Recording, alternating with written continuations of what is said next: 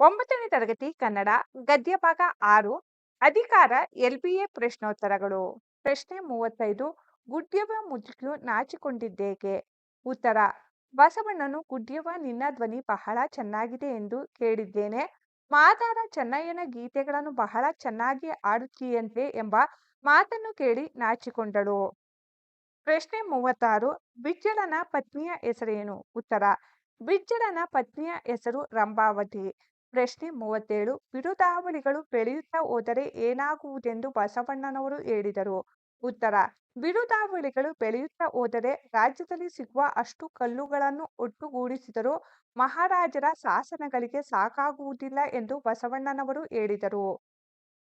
ಪ್ರಶ್ನೆ 38 ಮಾಂಚನ್ನ ಕ್ರಮಿತನ ಯಾವ ಮಾತಿಗೆ ಬಸವಣ್ಣನವರು ಕನಲಿದರು? ಉತ್ತರ ಮಾಂಚನ್ನ ಕ್ರಮಿತನು ಶಾಸನಗಳಿಂದ ಮಹಾರಾಜರ ಸಾಮ್ರಾಜ್ಯವನ್ನು ದಿಗಂತದ ಆಚೆಗೆ ಹಬ್ಬಿಸಲು ಇದೊಂದೇ ಒಳ್ಳೆಯ ಮಾರ್ಗ ಎಂದು ಹೇಳಿದ ಮಾತಿನಿಂದ ಬಸವಣ್ಣನವರು ಕನಲಿದರು. ಪ್ರಶ್ನೆ 39 ಬಿಜ್ಜಳನು ನೇರವಾದ ಉತ್ತರವನ್ನು ಬಯಸಿ ಬಸವಣ್ಣನವರಿಗೆ ಕೇಳಿದ ಪ್ರಶ್ನೆ ಯಾವುದು? ಉತ್ತರ ಬಿಜ್ಜಳನು ಬೇರೆ ಯಾವ ಅರಸನೇ ಆಗಿದ್ದರೆ ನನ್ನಷ್ಟು ಸಡಿಲು ಬಿಡುತ್ತಿದ್ದನೇ ಎಂಬ ಪ್ರಶ್ನೆಯನ್ನು ಕೇಳಿದನು.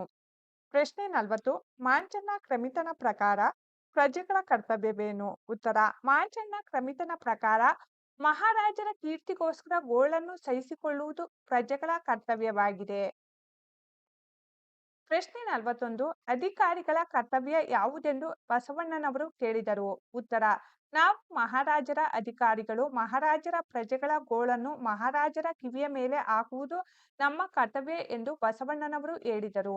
ಪ್ರಶ್ನೆ 42 ಬಿಜ್ಜಳನು ಕೀಲಿ ಕೈಯನ್ನು ತೆಗೆದುಕೊಳ್ಳುವುದಿಲ್ಲವೆಂದರೆ ಏನು ಮಾಡುವೆನೆಂದು ಬಸವಣ್ಣನವರು ಹೇಳಿದರು?